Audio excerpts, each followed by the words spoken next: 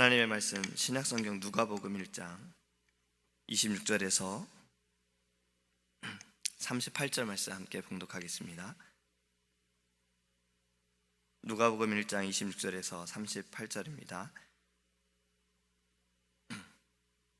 신약성경 87페이지입니다.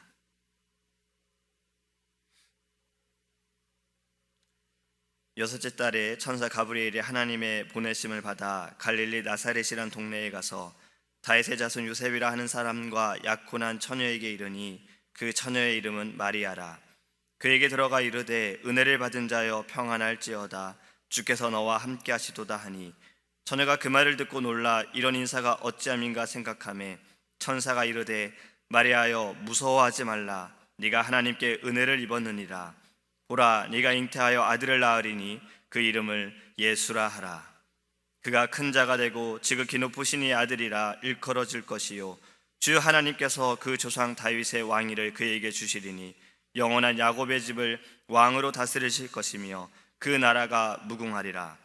마리아가 천사에게 말하되 나는 남자를 알지 못하니 어찌 일이 있으리이까? 천사가 대답하여 이르되 성령이 내게 임하시고 지극히 높으신 이의 능력이 너를 덮으시리니 이름으로 나실 바 거룩한 이는 하나님의 아들이라 일컬어지리라. 보라, 네 친족 엘리사벳도 늙어서 아들을 배었느니라. 본래 임신하지 못하고 알려진 이가 이미 6달이 되었나니 대저 하나님의 모든 말씀은 능하지 못하심이 없느니라. 마리아가 이르되 주의 여종이 오니 말씀대로 내게 이루어지이다 하매 천사가 떠나가니라. 아멘. 할렐루야. 저희가 몇 해 전에 저희 교회 표어가 웃음이 가득한 교회라는 표어로 한 해를 보낸 적이 있습니다. 그때 사모님께서 주신 아이디어로 저희가 그 웃음 축제를 한 적이 있었어요. 그리고 목사님께서도 매주 재미있는 이야기를 이렇게 해주셨습니다. 그래서 저도 오늘은 그 생각이 좀 나더라고요. 이 처녀라는 말은 사람을 되게 기분 좋게 해주는 단어라고 생각을 합니다. 왜냐하면 젊다는 것은 사람을 기분 좋게 해주잖아요. 그래서 처녀에 대한 이 단어를 보면 아주 오래전에 들었던 이야기가 생각이 나요. 한 아주머니께서 이렇게 길을 가고 있는데 뒤에서 한 할머니가 자꾸 같이 가 처녀, 같이 가 처녀 그러는 거예요. 그래서 처녀라는 말을 너무 오랜만에 들어서 기분이 좋아서 뒤를 돌아보았더니 할머니께서 리어카를 끌고 오시면서, 생선 리어카를 끌고 오시면서 갈치가 1,000원, 갈치가 1,000원이라고 하신 거예요. 이분은 가치가 처녀로 들으셨던 거지. 이 처녀라는 것은요, 아직 시집가지 않은 성숙한 여자, 순결한 여자라는 의미가 있습니다. 오늘 본문에도 보면요, 이 27절 말씀에 처녀라는 단어가 2번이 나옵니다. 약혼한 처녀에게 이르니 그 처녀의 이름은 마리아라. 왜 처녀라는 말을 이렇게 강조했을까? 그리고 여기에 또 다윗의 자손이라고 말합니다. 이건 너무나도 큰 의미가 있습니다. 하나님께서 말씀하신, 또 구약의 선지자들이 하나님의 그 은혜 가운데 입었던 예언을 이루어지는 아주 중요한 순간이기 때문에 그렇습니다. 다윗의 후손으로 이 세상을 구원할 왕이 오신 것을 의미하고 있습니다. 또 처녀라는 것은 특별한 방식으로 예수님께서 잉태되었음을 증명하는 거예요. 하나님께서는 이 메시아의 탄생을 위해 순결한 처녀를 사용하셨다는 겁니다. 28절에 천사가 마리아에게 나타나 이렇게 말하죠. 은혜를 받은 자여 평안할지어다, 주께서 너와 함께 하시도다. 할렐루야. 이 말씀처럼 은혜를 받은 자에게는 2가지가 나타나는 겁니다. 평안하고 주님께서 항상 함께 하심을 깨닫게 되어집니다. 은혜를 받은 자가 누구입니까? 오늘 말씀에는 마리아이지만 은혜를 받은 자들은 바로 우리인 것입니다. 예수님 외에 모두가 죄인이지요.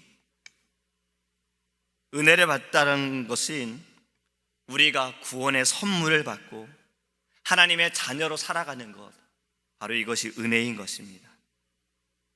은혜를 받은 우리는 그럼 어떻게 살아가야 합니까? 주 안에서 평안하고 항상 주께서 나와 함께 하심을 우리는 그 믿음을 가지고 살아가야 하는 것입니다. 우리 하나님께서는요, 우리를 창조하시고 이제 너희를 만들었으니 알아서 살아라 라고 하시지 않으셨어요. 우리를 죄에서 구하여 주시고 구원하셨고 이제 너희를 구해줬으니 이젠 좀 알아서 살아라 라고 그렇게 하지 않으셨습니다. 성경에서 분명히 말씀하시기를 어제나 오늘이나 늘 우리와 함께 하십니다. 또 시편에 졸지도 주무시지도 않으시는 하나님께서 우리를 지키신다 하셨어요. 이스라엘을 그냥 건지신 것이 아니라 그들을 광야로 인도하셨고 광야 가운데 그들을 훈련케 하신 분이 하나님이신 것입니다. 우리는 우리를 지키시고 인도하시는 하나님을 바라보기 원합니다. 은혜를 입은 자로서, 은혜를 받은 자로서 주 안에서 평강을 누리기를 주의 이름으로 소망합니다. 우리는 이런 말을 할 때가 있지요. 기적이야 라는 말을 할 때가 있어요. 기적이 일어났다라고 말할 때가 있어요. 예전에 이런 이야기를 들었어요. 공부를 잘 못하는 아이가 있었는데 30명의 아이 중에 늘 30등을 하는 거예요. 꼴등을 하는 거죠. 부모님이 이 아이가 좀 공부를 잘했으면 하는 바람으로 너가 등수를 조금만 올리면 네가 갖고 싶은 선물을 다 해줄게라고 이야기를 했어요. 아이가 공부를 정말 열심히 했어요. 그리고 시험을 봤는데 성적표를 가지고 왔더니 28등을 한 거예요. 부모가 너무 놀랐어요.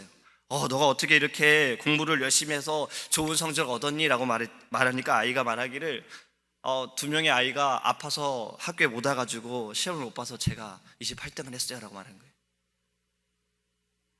부모는 아이가 맨날 꼴등하던 아이가 28등 하니까 기적이하다라고 이야기를 한 거예요. 근데 이 아이도 자기는 기적이 일어난 거죠. 2명의 아이가 오지 않았으니까요. 이 기적이라는 것이 우리가 생각할 때는 가능하지 않은 것을 우리는 말합니다. 자연적으로 되어지는 것이 되지 않아질 때에 우리는 기적이다라고 말합니다. 나의 삶에서도 이것이 어떻게 가능할까라 우리는 이것을 기적이다 말해요. 오늘 본문에도 기적이 일어나지요. 동정녀가 아이를 낳은 거예요. 처녀가 아이를 낳았어요.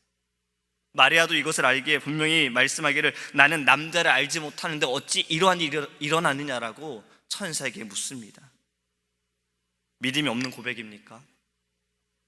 마리아가 말하는 건 틀린 말이 아닙니다. 이렇게 되어지는 것이 우리는 자연의 법칙이고 당연한 거예요. 아담과 하와 이외에는 모든 사람은 다 이렇게 태어나는 것이 맞는 거잖아요. 근데 우리는 여기서 더 생각해 보아야 할 것이 마리아가 이 일에 대해 그렇게 반응하고 마리아가 이것을 받아들인 것도 또 마리아를 통해서 예수님께서 이 땅에 태어나신 것도 기적인데 이후에 우리가 말씀을 통해서 이 사실을 놀라운 이 일을 들은 우리가 믿게 된 것도 기적이라는 것입니다. 할렐루야. 이것을 우리가 어떻게 믿을 수 있습니까? 믿지 않는 분들에게 우리가 이 일을 어떻게 우리가 그들에게 설명하겠습니까? 아무리 우리가 설명하더라도 그들이 우리처럼 다 받아들일 수 있느냐 말입니다. 이러한 믿음이 하나님께서 우리에게 주신 것입니다. 이 말씀드린 기적을 다르게 표현하면 바로 앞에서 말씀을 드린 은혜라는 거예요. 마리아도 우리와 같은 사람이지만 은혜를 입어서 마리아를 통해 예수님께서 이 땅에 오셨습니다. 죄인인 우리도 은혜를 입어서 구원을 받고 하나님의 자녀가 되었습니다. 마리아를 통해 일하시는 하나님께서 우리를 통해 일하시기 원하십니다. 어제 목사님 말씀하신 것처럼 그리스도의 빛을 우리를 통해 나타내길 원하십니다. 빛은 이미 우리 안에 있습니다. 우리는 이것을 더 나타내야 하는 것이 우리의 사명임을 믿습니다. 그 은혜로 말미암아 우리는 하나님께 예배하는 자로 세워졌고 주의 나라와 몸된 교회를 위해 우리는 헌신하는 은혜를 입은 거예요. 우리는 이 주의 은혜를 기억하며 감사하기 원합니다. 기적에 대해 말씀을 드렸기 때문에 더 말씀을 드리기 원해요. 미국의 한 목사님께서 세미나를 인도하시고 나오시는데 한 믿지 않는 자가 이런 말을 했어요. 기적은 어떠한 법칙에서 어긋나는 것인데 하나님께서는 분명히 질서의 하나님이라고 말씀하시면서 이 기적이라는 것은 그 질서를 깨뜨리는 것이 아닙니까? 라는 질문을 했습니다. 근데 목사님께서 이렇게 얘기하셨어요. 사과가 나무에서 떨어져서 땅으로 떨어지는 것이 우리는 자연의 법칙이다 말합니다. 이걸 우리 학교에서도 만류인력의 법칙, 중력 때문이다라고 배웠어요. 근데 떨어지는 사과를 내가 손을 뻗어서 잡는다면 땅에 떨어지지 않게 되어지는 것. 하나님께서 역사하시는 기적은 바로 개입하신다라는 거예요.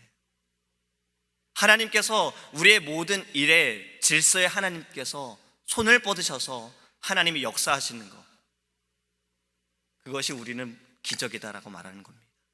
저는 여기에 더 덧붙여 말씀을 드리기 원해요. 저는 그 이야기를 들으면서, 그 글을 보면서 이런 생각이 또 들었어요. 그러면 자연의 법칙이라는 기준은 누가 세웠느냐 이겁니다. 결국엔 그것도 사람이 세운 거잖아요. 우리의 기준에서 보여지는 것으로 우리는 그것이 법칙이다라고 정한 거예요. 사실 거기서부터 잘못된 겁니다. 왜냐하면 모든 법칙의 기준은 하나님이 되셔야 되는 거잖아요. 토기장의 비유처럼 만드신 분이 기준이 되어야지, 그릇이 기준이 된다면 토기장이는 그릇에게 조종당할 수밖에 없습니다. 우리 하나님께서는 우리의 모든 법칙에 하나님께서 기준이 되십니다.